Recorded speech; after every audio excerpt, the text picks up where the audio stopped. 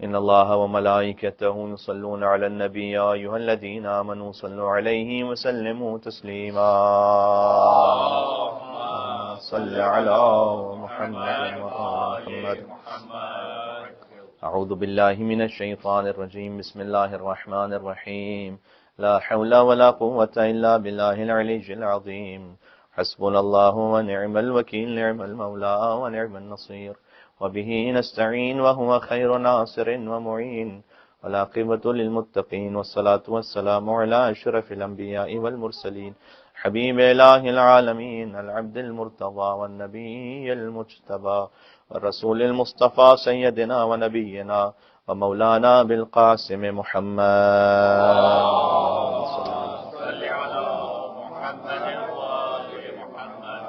وأهل بيته الطيبين الطاهرين المعصومين المظلومين المنتجبين المنتخبين الميامين سيما بقية الله في الأرضين الذين أذهب الله عنهم الرجس وطهرهم تطهيرا.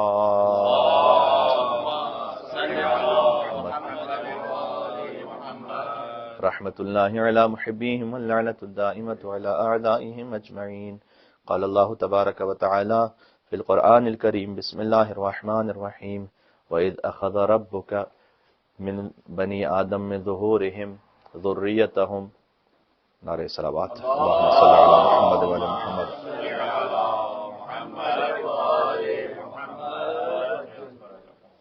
آج کے حد تک موضوع گفتگو ایک خاص زیارت ہے، چونکہ رجب المرجب کے مہینے سے ملحق ہیں اور رجب المرجب ماہ ولایت ہے، اور اس میں بالخصوص دو مخصوصیاں ایسی ہیں کہ جو امام ہادی علی النقی علیہ الصلوۃ والسلام سے منسوب مخصوص ہیں.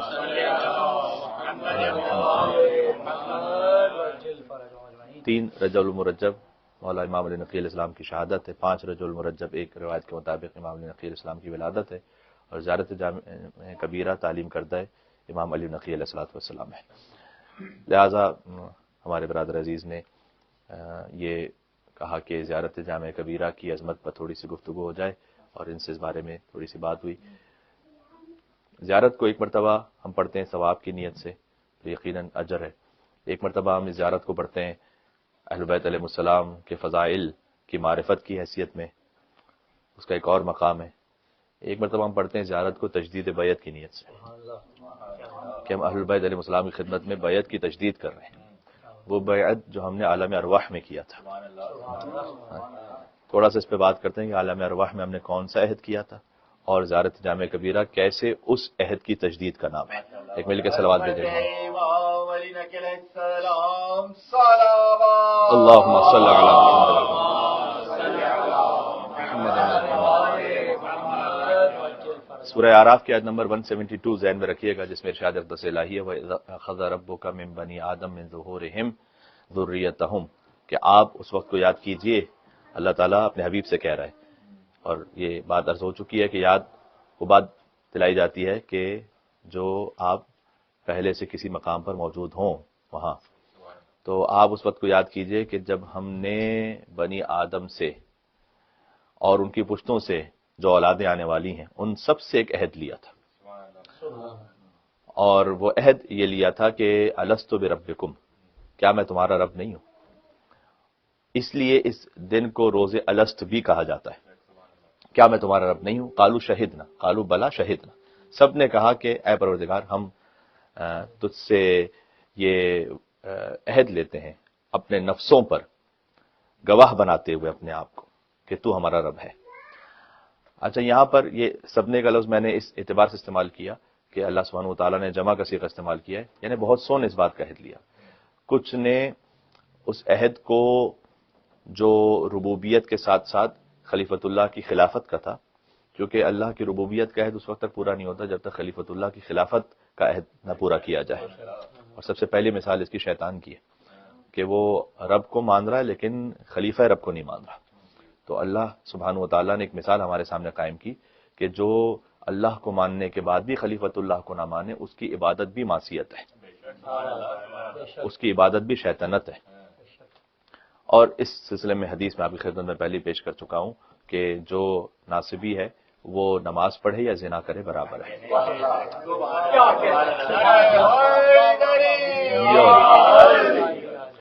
یہ کتاب الکافی میں حدیث ہے، لا یبالی للناس من صلی ام زنا سرق ام ساما، وہ چوری کرے یا روزہ رکھے برابر ہے.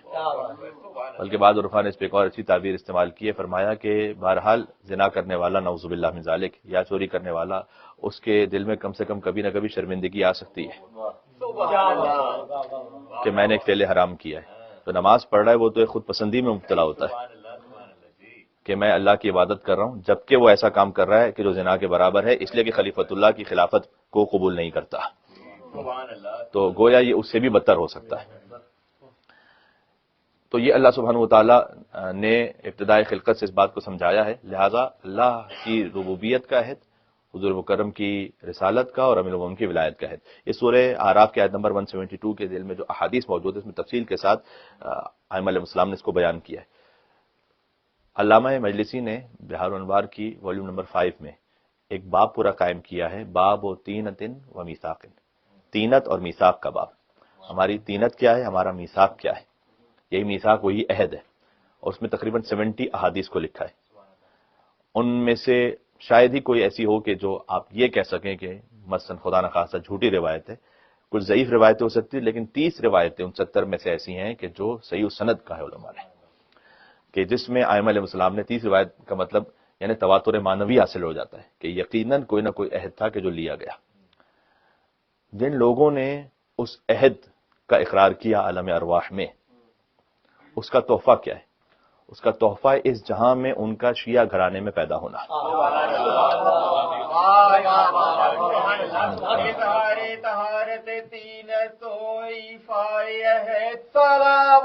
اللہم صلی علی محمد و علی محمد.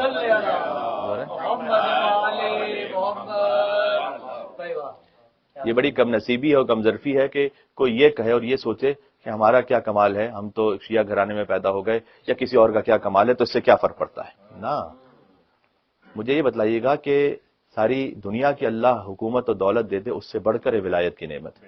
تو کیا اللہ کی اتنی بڑی نعمت کسی کو بائی چانس دے دیتا ہے ویسے ہی، بغیر کسی سبب کے، بغیر کسی وجہ کے، بغیر کسی مصلحت کے؟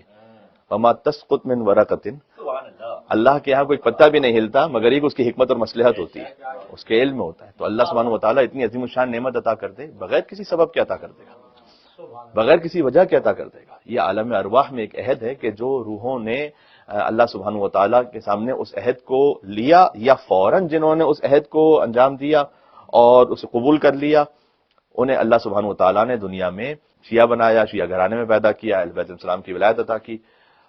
البتہ ان 30 روایات میں سے ایک روایت میں یہ بھی جملہ ہے کہ اس عہد سے بدا بھی حاصل ہو سکتا ہے. یعنی فرض کیجئے کہ اگر کسی نے عہد کیا تو ہو سکتا ہے دنیا میں آ کر وہ مرتد ہو جائے، بعض ایسے لوگ ہوتے ہیں، یا کسی نے عہد نہیں کیا تھا تو وہ آ کر یہاں پر اس عہد کو قبول کر لے، تو اس میں وہ بدا بھی حاصل ہو سکتا ہے. اللہ سبحانہ وتعالیٰ نے چونکہ دنیا کو اختیار کا مقام رکھا ہے، جبر کا مقام نہیں رکھا.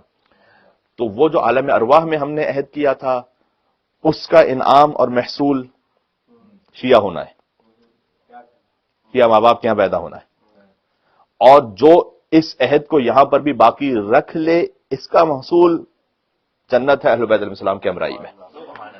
ہر جہاں میں جس نے جو اختیار اللہ کی راہ میں استعمال کیا، تو اگلے جہاں میں اللہ سبحانہ وتعالیٰ نے اسے نعمت ولایت عطا فرما دی. یہ ترتیب ہے اس طرح سے.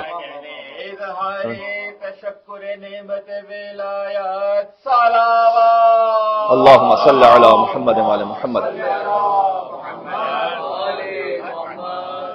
ایک مرتبہ ہے کہ ہم زیارت جامع کبیرہ کو پڑھتے ہیں ثواب کے لیے، ایک مرتبہ پڑھتے ہیں تجدید بیعت کے لیے، اس تجدید عہد کے لیے جو ہم نے عالم ارواح میں کیا تھا اہل بیت علیہ السلام کے ساتھ. اس خاطر ہے کہ ہم اس زیارت کو پڑھتے ہیں. اور یہ بات یاد رکھیے گا کہ زیارت جامع کبیرہ ہماری انتہا کا نام ہے، اہل بیت کی انتہا کا نام نہیں ہے. یہ خود زیارت جامع کبیرہ میں موجود ہے. لا ابلغ من المدح کنہکم، کہ اہل بیت میں آپ کی مدح کی گہرائی تک، اس کی آخری انتہا تک پہنچ ہی نہیں سکتا. تو یہ جو یہاں بیان ہو گیا یہ آخری انتہا نہیں ہے، یہ فائنل نہیں ہے. کیف اصف حسن ثنائکم، کیسے میں آپ کی ثنا کا حسن بیان کروں، اور کیسے میں آپ کے مقام کا وصف بیان کروں. تو یہ جو بیان ہوا یہاں پر، یہ ہماری ظرف کی انتہا تھی کہ اس سے زیادہ ہم سمجھ ہی نہیں سکتے. تو وہ امام علی نقی السلام نے بیان کر دیا. اہل بیت کی انتہا نہیں. جیسے کہ ایک فقرہ اس فقید نے کبھی آپ کی خدمت میں نہج البلاغہ کے لیے عرض کیا تھا کہ نہج البلاغہ یہ علم علی کا نام نہیں، کشکول رضی کا نام ہے. تو جو سید رضی کے نصیب میں آیا تو وہ انہوں نے اس کو جمع کر لیا. علم علی بن ابی طالب کی انتہا نہیں ہے، یہ سید رضی کی کوشش کی انتہا ہے. بعد ایک مل کے صلوات بھیجنا امیر المومنین علی بن ابی طالب علیہ السلام پر. صلی اللہ علیہ محمد و علی محمد. تو ایک بات تو یہ کہ آپ اس کو اپنے ذہن سے نکال دیں کہ اس میں تو کوئی خاص بات ہی نہیں تھی کہ کوئی شیعہ گھرانے میں پیدا ہو گیا. اس کو میں بار بار اس لیے کہہ رہا ہوں. خود اب عبداللہ حسین علیہ السلام نے زیارت دعائے عرفہ میں اس بات کو بیان بھی فرمایا کہ پروردگار تیرا شکر ہے کہ تو نے مجھے اس خانوادے میں پیدا کیا. میں یوں کہوں تو اس کا مطلب ہے کہ اللہ کوئی نعمت بغیر کسی سبب کے عطا نہیں کرتا. مثلا واقعہ ہے امام صادق علیہ السلام کے پاس ایک خادم تھا، اور زمانے سے ایک شخص آیا امام کے پاس اور اس نے آ کر اس خادم سے یہ کہا کہ تم زندگی گزار چکے ہو یہاں پر، بوڑھے بھی ہونے لگے ہو، تو میرے پاس بڑی کثیر دولت ہے، تو ایسا کرتے ہیں کہ تم میری دولت لے لو اور مجھے یہاں کی خدمت دے دو. تو وہ شخص گیا امام کے پاس اور اس نے جا کر کہا کہ عجیب سوال کیا. اس نے کہا کہ کیا مجھ تک کوئی خیر پہنچنا چاہے تو آپ روکیں گے اسے؟ اب اس نے جس چیز کو خیر سمجھا، امام نے کہا کہ اگر تم تک کوئی خیر پہنچتا ہے تو ہم نہیں روکیں گے اسے. ہم کیوں روکیں گے اسے؟ کہا کہ بس یہ خیر مجھ تک پہنچ رہا ہے کہ ایک شخص آیا ہے کہ جو آپ کی خدمت کرنا چاہتا ہے، اس کے سلے میں وہ اپنی دولت دے رہا ہے، لیکن وہ آپ کی خدمت، میں بوڑھا ہو چکا ہوں، وہ اب مزید آپ کی خدمت کرے گا. تو امام نے کہا کہ جو تمہیں منظور ہے ہم تمہیں روکیں گے نہیں. وہ جانے لگا تو امام نے کہا کہ چونکہ اتنے زمانے تک تو نے ہماری خدمت کی ہے تو تمہارا ایک حق ہے ہم پر کہ ہم تمہاری ہدایت کریں.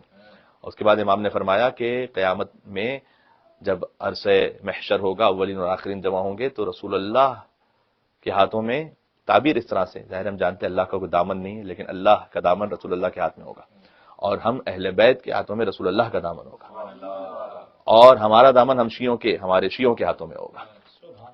اور اس وقت جو ہم سے جتنا قریب ہوگا اتنا ہی اہل نجات ہوگا. اتنا امام نے کہا. اللہم صلی علی محمد وعلی محمد.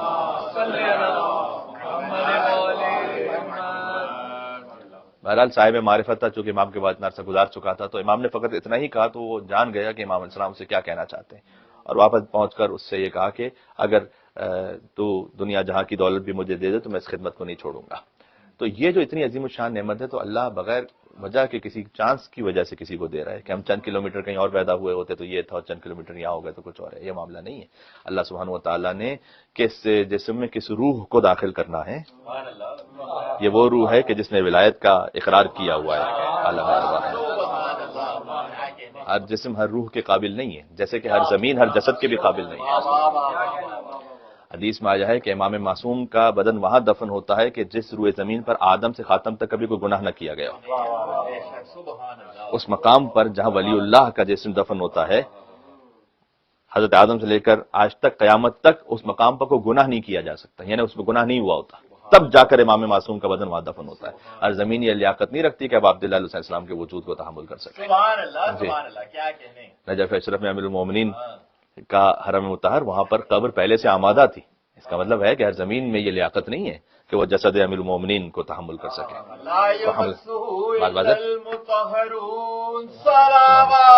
اللہم صلی علی محمد وعلی محمد.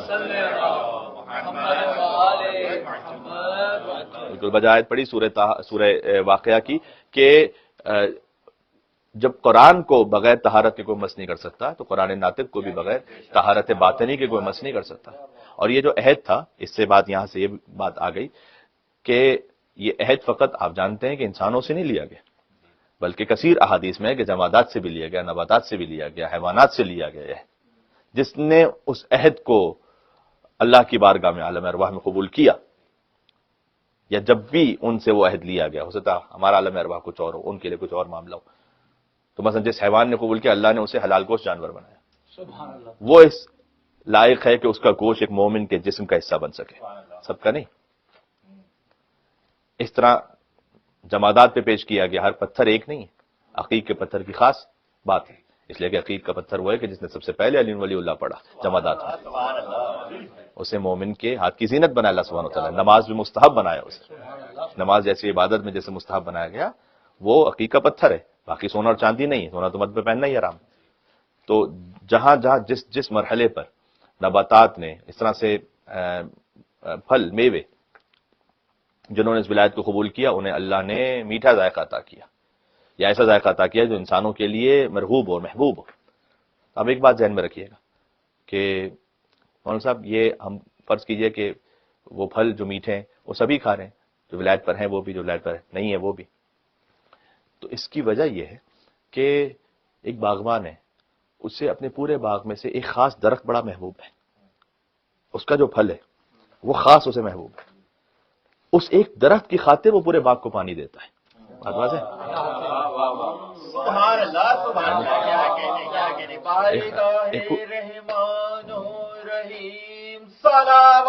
اللہم صلی علی محمد.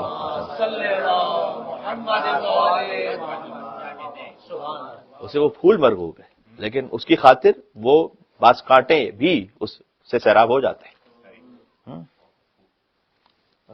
بعض ایسی جھاڑیاں بھی, انہیں بھی پانی مل جاتا ہے. اللہ تعالیٰ کافروں کو بھی دیتا ہے. اصل اس پورے نظام تکوین کی خلقت کا مقصد لولاک لما خلقت الافلاک ہے, صرف رسول اللہ ہے اور ان کے نور سے جو متصل تھے براہ راست, یعنی مولا علی علیہ السلام ہے, یعنی چاردہ معصومین علیہ السلام ہے. اصل مقصد ہی فقط یہ ہے انی ما خلقت سمام مبنیہ ولا ارضا مدحیہ ولا قمرا منیرا. جو کچھ ہے وہ فقط ان کے لیے. باقی یہ کہ جو ہم اور آپ کو جو مل رہا ہے وہ ان کا نصیب ہے.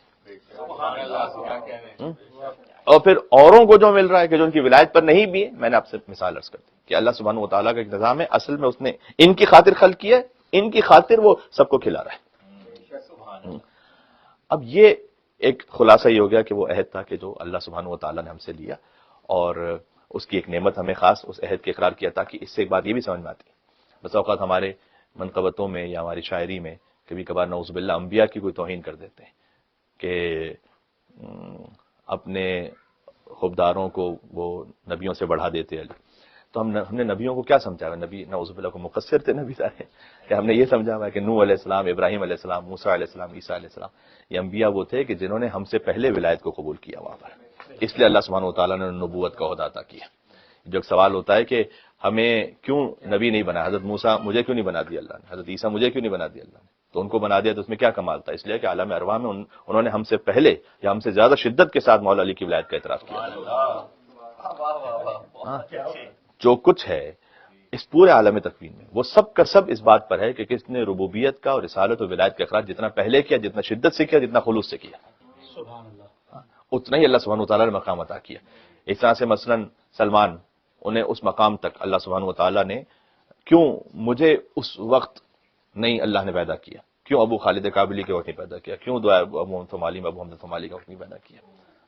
تو یہ اللہ سبحانہ و تعالیٰ کا ایک اہتمام اور نظام تھا کہ جہاں یہ حدیث ہے کہ علماء امتی کا انبیاء بنی اسرائیل, ایک حدیث ہے افضل من انبیاء بنی اسرائیل, میری امت کے علماء بنی اسرائیل کے انبیاء سے افضل ہیں. یہ حدیث یا تو سندن صحیح نہیں, اور اگر اس کو مان بھی لیا جائے تو یہ فقط اہل بیت اطہار علیہ السلام کے بارے میں کہ میری امت کے علماء, یعنی میری امت کے وہ علماء جو علماء لدنی ہیں, کل ہے, عالم کل ہے, وہ افضل ہیں بنی اسرائیل کے انبیاء سے. اہل بیت علیہ السلام افضل ہیں بنی اسرائیل کے انبیاء سے.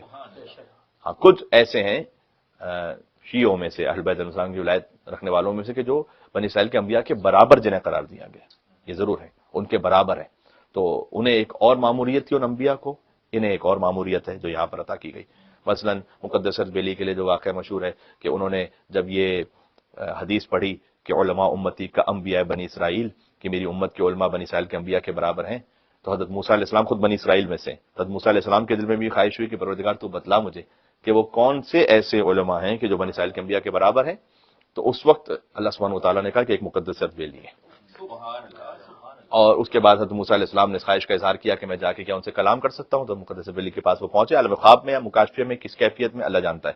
اور حضرت موسیٰ علیہ السلام نے کہا کہ آپ کو اللہ سبحانہ و تعالیٰ نے بنی اسرائیل کے انبیاء کے برابر قرار دیا ہے, تو میں آپ سے گفتگو کرنا چاہتا ہوں کہ آپ کا نام کیا ہے, آپ کا خانوادہ.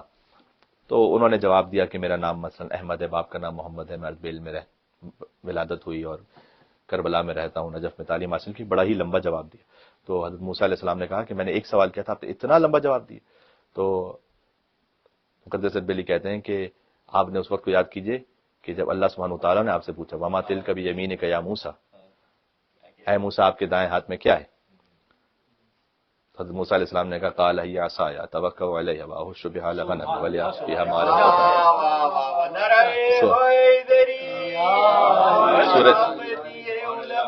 سورہ طٰہٰ کی آیتیں ہیں۔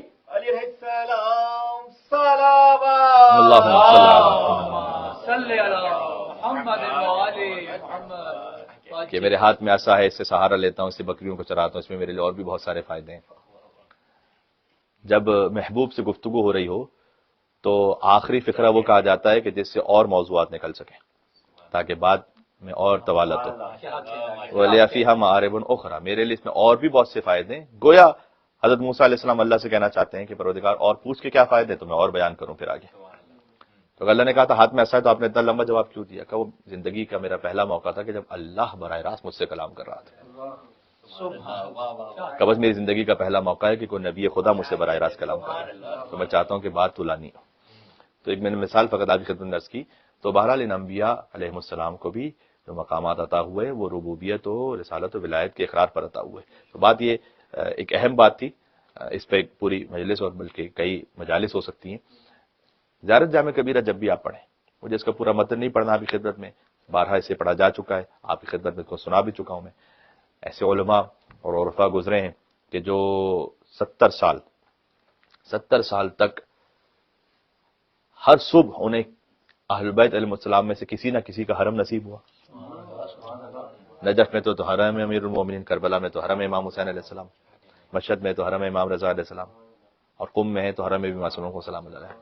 اور 70 سال ہر صبح جا کر اہل بیت کی خدمت میں صاحب قبر کے سامنے کھڑے ہو کر زیارت جامع کبیرہ کو پڑھا، نماز جعفر تیار زیارت عاشورہ کے ساتھ۔ تو ایسے علماء فقہا اور عرفاء گزرے ہوئے، اور یہ وہ زیارت ہے کہ جس کی سند بھی بڑی محکم ہے، اس پر امام زمان علیہ السلام کی مہر ہے، اس لیے کہ مجلسی اول جو علامہ مجلسی معروف ہیں صاحب بحار الانوار، ان کے والد جنہیں مجلسی اول کہا جاتا ہے، وہ ایک مرتبہ سامرہ میں کھڑے ہو کر اس زیارت کو پڑھ رہے تھے، زیارت جامع کبیرہ۔ کہتے ہیں کہ میں مدح خاں کی طرح ایک اب آواز بلند لحن میں قرأت کے ساتھ پڑھ رہا تھا کہ میں نے جلال دیکھا، امام زمان علیہ السلام سامنے موجود ہیں، ان کی نورانیت ہے، اللہم صلی علی محمد وعلی محمد۔ تو امام نے مجھ سے کہا کہ قریب آؤ، ادنو منی، میرے قریب آؤ۔ تو امام کا جلال اتنا تھا اور ہیبت ایسی تھی کہ میرے قدم نہ بڑھ سکے۔ امام نے کہا جب ہم نے حکم دیا تو قریب آؤ۔ میں امام کے حکم پر پھر قریب گیا اور امام نے کہا بیٹھ جاؤ، تو میں بیٹھ گیا دو زانوں ہو کر امام کے سامنے۔ امام نے کہا آرام سے راحت کے ساتھ بیٹھو۔ پھر امام کے حکم پر میں جیسے ایک آرام سے بیٹھ جاتے ہیں ویسے بیٹھ گیا۔ امام نے کہا کیا پڑھ رہے تھے؟ کہا مولا میں آپ کے جد کی زیارت پڑھ رہا تھا، تعلیم کرتا، امام زمانہ کے جد امام علی النقی علیہ السلام، ان کی تعلیم کردہ زیارت پڑھ رہا تھا۔ امام نے کہا نعمت زیارت و حاضی، کتنے ہی اچھے الفاظ ہیں اس کے اور کتنی ہی بہترین زیارت ہے یہ۔ تو مجلسی اول نے یہ لکھا کہ امام زمانہ علیہ السلام کی سند اور مہر موجود ہے اس زیارت جامع کبیرہ پر۔ شیخ مرتضی انصاری جو کئی مرتبہ امام زمانہ علیہ السلام کی خدمت میں حاضر ہوئے، امام زمانہ کی خدمت میں پہنچنے کا اذن دخول زیارت جامع کبیرہ تھی۔ ہم اذن دخول پڑھتے ہیں نا، امام کے حرم میں داخل ہونے کی اجازت، تو زیارت جامع کبیرہ پڑھتے تھے اور امام زمانہ کی خدمت میں پہنچتے تھے، تو اذن دخول ان کا زیارت جامع کبیرہ ہے۔ اس لیے اسے اپنی زندگی کے ایک معمول میں رکھیے، اس کا ترجمہ ضرور پڑھیے۔ بہترین شناس نامہ ہے امامت کا، اس سے بڑھ کر شناختی کارڈ، آئیڈینٹی جنا کارڈ جو بھی آپ کہہ لیجئے، وہ نہیں ہو سکتا اس سے بڑھ کر۔ میں تبرکاً چند فقرے ہی آپ کی خدمت میں پڑھ دیتا ہوں ترجمے کے، اور اس کے بعد اختتام میں مصائب کے چند فقرے عرض کر دوں گا کہ سلام ہو آپ پر اہل بیت نبوت۔ یہاں سے زیارت شروع ہوتی ہے، نیکوں کے منزل اعتماد پر سلام ہو، یعنی جتنے بھی نیک افراد ہیں دنیا میں وہ جن پر اعتماد کرتے ہیں، یعنی آپ ہیں اہل بیت علیہ السلام، آپ پر سلام۔ اس لیے کہ ہر نیکی اس وقت نیکی بنتی عرض ہو گیا جب وہ اعتماد کرے اہل بیت اطہار علیہ السلام پر، ورنہ وہ نیکی بنتی نہیں ہے۔ اور سلام و ہدایت کے ائمہ پر، تاریکیوں کے چراغ پر اور تقوی کی نشانیوں پر، بزرگ عقل مندوں پر اور صاحبان عقل پر، اور مخلوق کی پناہ پر اور انبیاء کے وارثوں پر۔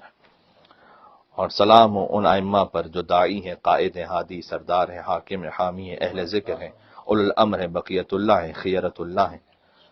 خدا کے گروہ پر سلام، خدا کے گروہ پر سلام، ہاں، اور اللہ کے علم کے صندوق پر سلام، میں نے عرض کیا کہ یہ ہمارے علم کی انتہا یا ہماری سمجھ کی انتہا ہے. اب صندوق وغیرہ کا لفظ امام نے اس لیے استعمال کیا ہے تاکہ ہم سمجھ سکیں. ہاں ورنہ وہاں پر کیا نورانیت ہے اور کیا بات ہے، ایبسٹریکٹ ریئلٹی ہے وہاں پر. ہاں وہاں حقیقت مجرد ہے، وہاں پر کوئی دنیا کے ان چیزوں کی طرح معاملہ نہیں ہے. اس لیے ہمارے شعور کے مطابق یہاں الفاظ استعمال کیے گئے. سلام و آپ پر، اللہ نے آپ اپنے علم سے آپ کو مصطفیٰ کیا اور اپنے علم غیب کے لیے آپ کو پسند کیا. اللہ ہر ایک کو اپنے علم غیب کے لیے نہیں پسند کرتا. اس پہ بڑی دقیق بحث ہے. اللہ نے ہمیں علم غیب کیوں نہیں دیا؟ مثال دیتا ہوں. اگر مجھے معلوم ہو علم غیب سے کہ میں باہر جاؤں گا تو ایکسیڈنٹ ہو جائے گا اور مر جاؤں گا تو جاؤں گا کبھی باہر؟ لیکن امیر المومنین جائیں گے مسجد میں.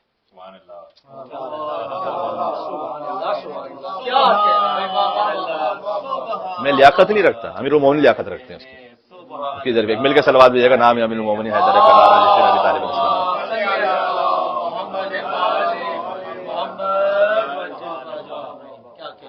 مجھے معلوم ہو کہ اگر میری اولاد ہو تو 6 مہینے بعد وہ مر جائے گی یا قتل کر دی جائے گی، تو کبھی اولاد کرنا چاہوں گا؟ نہیں. امام حسین علیہ السلام چاہیں گے جو کہ اسلام کی خاطر قربان ہو. اگر اللہ ہمیں علم غیب دے دے نا، ہم اس علم غیب کی ظرفیت نہیں رکھتے کہ اس کو تحمل کر سکیں. واضح. لہٰذا ائمہ علیہ السلام کو علم غیب عطا کیا تو امام نے فرمایا یہاں پر زیارت میں کہ سلام ہو ان پر کہ اللہ نے اپنے علم غیب کے لیے آپ کا انتخاب کیا. سب کا انتخاب نہیں کیا اللہ نے. اگر خاتون کو، ایک لڑکی کو علم غیب ہو کہ اس کا شوہر 2 سال بعد مر جائے گا تو کوئی شادی کرے گا اس سے؟ لڑکے کو علم غیب ہو کہ لڑکی 2 سال بعد مر جائے کوئی شادی کرے گا؟ نظام تکوین درہم برہم ہو جائے گا اگر اللہ میں علم غیب دے دے تو. کچھ بھی نہیں ہو سکے گا دنیا میں. بات واضح. تو اللہ سبحانہ وتعالیٰ نے اپنے خاص بندوں کو علم غیب عطا کیا. ان کی یہ لیاقت و ظرفیت ہے کہ وہ اپنی علم غیب کو اپنی جان بچانے کے لیے استعمال نہیں کرتے، فقط حجت تمام کرنے کے لیے استعمال کرتے ہیں.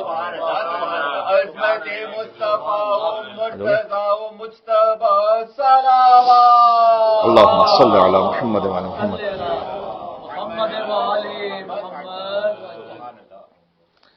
تو اس لیے اور اپنے راز کے لیے آپ کا اختیار کیا. یہ ایک اگلا فکر ہے. اللہ نے اپنا راز بھی سب کو عطا نہیں کیا. کائنات کے جو بھی راز ہیں وہ اللہ سبحانہ وتعالیٰ نے جس میں لیاقت و ظرفیت دیکھی اسے عطا کیا. آپ کو اپنی دلیل سے مخصوص کیا، آپ کو عزت دی اپنی ہدایت سے، آپ سے راضی ہوا اپنی زمین میں آپ کو خلیفہ بنا کر. اپنی حکمت کا امین بنایا آپ کو، اپنی وحی کا ترجمان، اسپوکسمین اللہ سبحانہ وتعالیٰ کا جو اسپوکسمین ہے، اور توحید کا رکن اور اپنی مخلوق پر گواہ بنایا. اور آپ کو خدا نے لغزشوں سے معصوم اور فتنوں سے محفوظ رکھا. اور اس میں پھر ظاہر ہے کہ معارف کا بہت گہرا سمندر ہے. بس آپ نے خدا کی جلالت کو عظمت کے ساتھ یاد کیا، اس کے ذکر کو دوام عطا کیا. آپ نے بنا عبید اللہ، بنا عبید اللہ کا مطلب یہ نہیں ہے، ایک ترجمہ اس کا کیا جاتا ہے ہمارے ذریعے خدا کی عبادت کی گئی. یہ بھی بڑا لطیف حسین ترجمہ ہے کہ دنیا میں جو عبادت کی گئی ہمارے ذریعے کی گئی، یعنی ہمارے ذریعے لوگوں نے سیکھا. اس کا ترجمہ اصل میں یہ ہے بنا عبید اللہ. اس کی وجہ بات بتاتا ہوں کہ کیوں اصل میں یہ ہے. بنا عبید اللہ کا اصل ترجمہ یہ ہے کہ صرف ہمارے ہی ذریعے خدا کی عبادت کی گئی. یہاں صرف اور فقط کا ایک لفظ ہے، اس لیے کہ عبید اللہ سے مقدم ہے بنا. اگر عبید اللہ بنا ہوتا تو یعنی ہمارے ذریعے خدا کی عبادت کی گئی. بنا عبید اللہ یعنی صرف ہمارے ہی ذریعے خدا کی عبادت کی گئی. جیسے کہ اگر ایاک نعبد و ایاک نستعین، اگر ایاک کو بعد میں لے آئیں تو اس کی فارم بنتی ہے نعبد. ایاک نہیں بنے گا، نعبد کا بنے گا پھر گرامیٹیکلی. اور ایاک نستعین کو نستعین کا بنے گا. ہاں تیری عبادت کرتے ہیں نعبد کا، ایاک نعبد تیری ہی عبادت کرتے ہیں. تو وہ چیز کہ جو تاخیر ہونی چاہیے وہ اگر تقدیم ہو جائے کلام عرب میں تو حصر کا فائدہ دیتی، یعنی صرف یہی ہے. پھر آپ کو ایک حدیث سناؤں. حضور مکرم نے امام حسین علیہ السلام کو اپنے زانوں پہ بٹھایا ہوا ہے اور ایک فقرہ کہتے ہیں لأمکما الشفاعہ. اگر الشفاعۃ لأمکما کہیں تو قیامت میں شفاعت تم دونوں کی ماں کا حق ہے. لأمکما الشفاعہ، شفاعت ہے ہی فقط تمہاری ماں کا حق. جو شفاعت کرے گا بتوسط فاطمہ الزہرا، یہ فقط کا نتیجہ وہاں سے. واہ واہ صلی اللہ محمد وآلِ محمد. آخری فقرہ کہہ رہا ہوں یہاں سے کہ خدا نے آپ کو نور کی صورت میں خلق کیا، آپ کو اطراف عرش میں قرار دیا، یہاں تک کہ آپ کے ذریعے ہم پر احسان کیا، بس آپ کو قرار دیا ایسے گھروں میں کہ جن کی بلندی کا حکم دیا اللہ سبحانہ و تعالیٰ نے. فی بیوت اذن اللہ ان ترفع ویذکر فیہا اسمہ، سورہ نور کی آیت ہے کہ اللہ نے کچھ گھر ایسے رکھے کہ جن کی تعظیم کا حکم اللہ سبحانہ و تعالیٰ نے دیا اور جن کے ذکر کو بلند کرنے کا اللہ نے حکم دیا. تو آپ تو عرش پر نور کی کیفیت میں تھے، اللہ نے ہم پر احسان کیا کہ آپ کو فرش پر بھیجا ہماری ہدایت کے لیے، اور آپ کو پھر فرش پر ایسے گھروں میں بھی قرار دیا. امام باقر اسلام نے فرمایا ہے کہ جو معصوم کے گھر کی چھت ہے وہ چھت نہیں ہے، وہ عرش الرحمان ہے، یعنی آپ یہاں سے بھی متصل ہیں وہاں تک. سبحان اللہ، امام باقر اسلام کا فرمان ہے. تو بس اب جب اللہ سبحانہ و تعالیٰ نے انہیں زمین پر بھیجا تو اللہ نے ہمارے درود کو آپ پر قرار دیا اور ہم آپ کی ولایت کو اپنے دل میں رکھیں اسے قرار دیا. کیا؟ ہمارے نفس کی پاکیزگی، ہمارا تزکیہ، ہمارے گناہوں کا کفارہ اور ہماری خلقت کی طہارت. سبحان اللہ. جو اس ولایت کو قبول کر لے، ہم نے عالم ارواح میں محبت کا عہد نہیں لیا تھا، ولایت کا عہد لیا تھا. سبحان اللہ. محبت موسوں کے پاس ہے، ولایت کم لوگوں کے پاس. محبت غیر مسلم بھی کرتے ہیں. جارج جرداق نے کتاب لکھی صوت العدالت الانسانیہ، 6 والیومز اس کا ٹرانسلیشن ہوا. امیر المومنین کی شان میں کرسچن لیبنیز رائٹر ہے، کرسچن ہے، the voice of human justice. اس نے یہ کہا ہے کہ میں جب بچپن میں تھا تو میرے والد نے گھر میں ایک تختی لگائی تھی. اب چونکہ وہ خود عرب ہے تو وہ عربی کو سمجھتا ہے. گھر میں ایک تختی لگائی تھی اور اس تختی کو دیکھ کر میں ہمیشہ یہ سوچا کرتا تھا کہ جس کے بارے میں یہ ہے وہ کتنا عظیم انسان ہوگا. اور وہ تختی تھی لا فتح الا علی لا سیف الا ذوالفقار، جبکہ وہ کرسچن تھے. اس ایک تختی کی وجہ سے یہ جو ہوتا ہے نا، یہ ہم جو اہتمام کرتے ہیں سب کچھ یہ بلا سبب نہیں ہے. اس کے ذریعے سے آپ ایک پیغام اپنے بچوں کے دماغوں میں اور دلوں میں منتقل کر رہے ہوتے ہیں. ان کی عظمت، ان کا تقدس، ان کا احترام، یہ سب آپ منتقل کر رہے ہوتے ہیں. کہا کہ میں نے اس وقت یہ ارادہ کیا تھا کہ میں بڑا ہو کر جس کے بارے میں یہ تحریر ہے اسے پڑھوں گا، اور پھر بعد میں میرا ارادہ بنا کہ ان کے بارے میں کتاب لکھوں. اور جارج جرداق سے بہت سونے رابطہ کر کے اس بات کی بھی کوشش کی کہ تم ان کے بارے میں بھی کتاب لکھو، فلاں فلاں کے بارے میں. تو اس نے جواب پتہ ہے کیا دیا؟ تو اس نے کہا تھا کہ میں کرسچن ہوتے ہوئے میں نے عیسیٰ کے بارے میں کتاب نہیں لکھی، تو میں کسی اور کے بارے میں کیا کتاب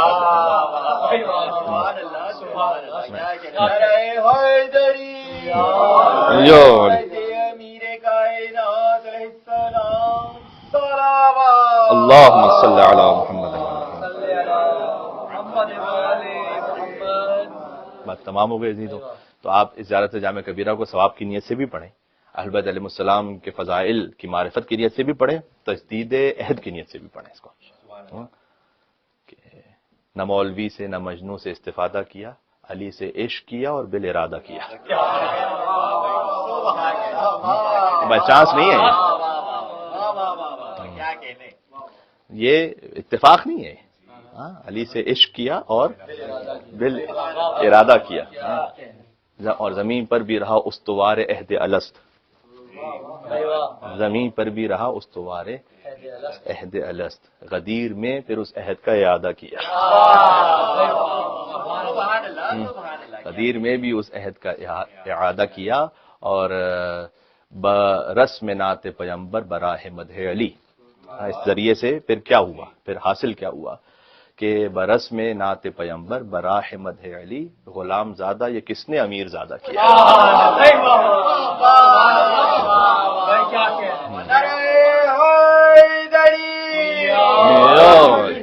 ہو گئی. تو نہ مولوی سے نہ مجنوں سے استفادہ کیا، علی سے عشق کیا اور بالارادہ کیا.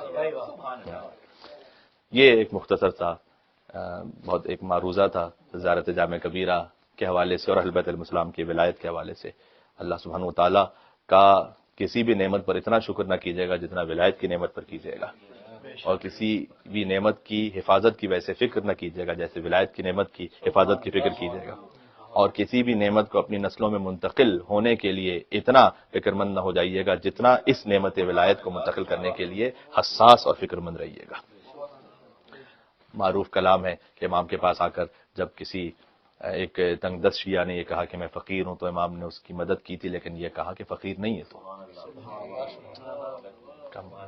مولا میرے پاس تو کچھ بھی نہیں ہے مال دنیا میں سے، تو امام نے کہا تھا کہ تیرے پاس وہ دولت ہے کہ اگر تجھے دے دی جائے، اگر دنیا بھر کی دولت تجھے دی جائے، وہ دولت تجھ سے لی جائے تو راضی ہو جائے گا۔ اور اس کے بعد امام علیہ السلام نے فرمایا، میں اس کو اپنے الفاظ میں کہوں آپ کی خدمت میں، فرض کیجئے، یعنی سوچتے ہوئے بھی ایک انسان گھبرا جاتا ہے کہ کہیں اللہ نہ کرے کبھی کوئی ایسی کیفیت آئے، لیکن میں آپ سے ایک سوال پوچھتا ہوں کہ آپ کچھ بھی کتنے ہی بلین اور کتنے ہی ٹریلین سوچ لیجئے، کوئی آپ سے ایک ہے اور آپ کو یہ مل جائیں گے، لیکن امام حسین کے لیے کون امام حسین تم نہیں پہچانتے، پھر محبت علی کیا ہے اس کا تمہیں نہیں پتا کچھ، پھر یہ ایکسچینج کر لو گے، مثلا دل سے محو ہو جائے کہ اب پھر علی کون ہے مجھے نہیں معلوم، کوئی بھی اس بات پہ تیار نہیں ہو، تو یہ وہ نعمت عظمیٰ ہے۔ اور انہی مجالس کے ذریعے سے، انہی محافل کے ذریعے سے، دیکھیں ایک میں بات کہتا ہوں، پھر کبھی اس کو اور بھی کہوں گا، ابھی آپ کی خدمت میں بھی کہہ دیتا ہوں، جشن میں جانا یا مجلس میں جانا بذات خود تو مستحب ہے، واجب تو نہیں ہے، لیکن یہ سانچہ ہے ایک ایسی مودت کے لیے کہ جو واجب نہیں اوجب ہے۔ سبحان اللہ، سبحان اللہ، کیا کہنے عظمت مجلس حسین علیہ السلام، صلوات اللہم صلی علی محمد وعلی محمد۔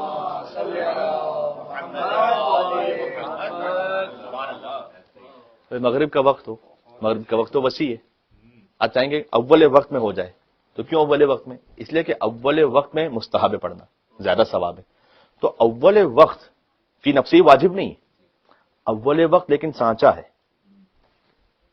ایک واجب کے لیے جو نماز مغرب ہے، اس اول وقت میں ایک واجب ادا ہو رہا ہے، یعنی مستحب میں ایک واجب ادا ہو رہا ہے، فی نفسی ہی مجلس واجب نہیں آنا اس میں، یا جشن میں آنا واجب نہیں، واجب اگر ہوتا تو پھر واجب جو نہیں آیا اس کے لیے حرام ہو گیا، لیکن یہ ایک ایسا بڑا مستحب ہے کہ جس سانچے میں، جس ظرف میں ایک واجب نہیں ایک اوجب انجام پا رہا ہے، جو مودت اہل بیت ہے، جو ہر واجب سے بڑھ کر واجب ہے، صحیح نا؟ تو یہ اس کیفیت کا نام ہے کہ جہاں ہم اپنے اس مودت اہل بیت علیہ السلام کا جو ہے وہ اس کا اظہار کر رہے ہوتے ہیں۔ بات کو تمام کروں، ایک مصائب میں ذکر کرنا چاہتا ہوں ایک ایسی شہادت کا جو معمولاً کم پڑھی جاتی ہے، اور وہ ہے عبداللہ ابن حسن، امام حسن علیہ السلام کے ایک اور بیٹے کے جو کربلا میں شہید ہوئے۔ ایک قاسم ابن حسن ہے جن کی شہادت عشرہ محرم میں پڑھی جاتی ہے، عبداللہ ابن حسن 11 برس کے تھے، یعنی جب امام حسن علیہ السلام کی شہادت ہوئی تو چند ماہ کے تھے، اور گویا امام حسین ہی نے پالا ہے انہیں، تو امام حسین ان کے باپ کی جگہ پر بھی ہیں اور امام بھی ہیں۔ ایک وقت وہ آیا کہ جب قتل گاہ میں اس بچے نے در خیمہ سے یہ دیکھا، ہم جانتے ہیں کہ قتل گاہ امام حسین اور خیمہ گاہ ایک فاصلہ ہے نا وہاں پر، تو اس بچے کو فقط اتنا نظر آ رہا ہے کہ کچھ تلواریں اٹھ رہی ہیں اور کچھ نیزے گر رہے ہیں، اور تلواریں کسی بدن اطہر پر ایسے لگ رہی ہیں، کہ پھوپھی اماں یہ کیا کیفیت ہے؟ بی بی زینب سلام اللہ علیہ نے فرمایا کہ تمہارے چچا کی شہادت کا وقت قریب ہے بیٹا، اور عبداللہ ابن حسن نکلے، اپنے خیمے سے نکلے اور دوڑتے ہوئے گئے اور اپنے آپ کو ابا عبداللہ حسین علیہ السلام کے سینہ اطہر پر گرایا۔ مجھے معاف کیجیے گا، حرملہ نے 3 تیر جو چلائے تھے نا، صلی اللہ علیہ وسلم،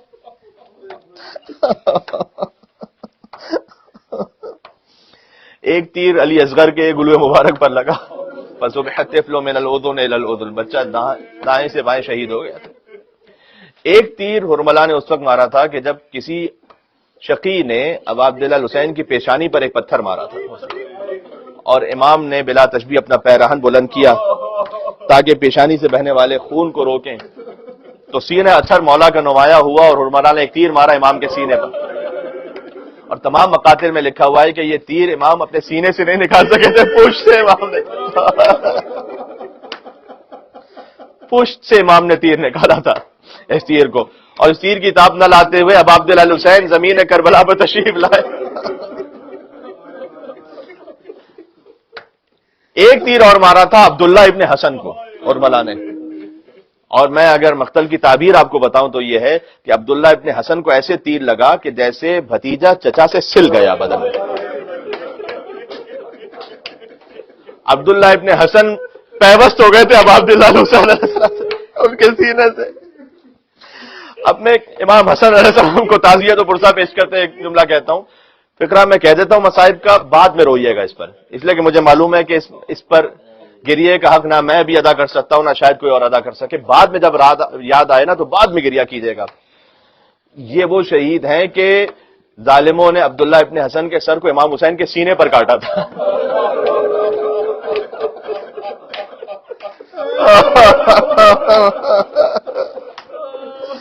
امام حسن علیہ السلام کے لختے جگر کا سر حسین کے سینے پر کاٹ دیا.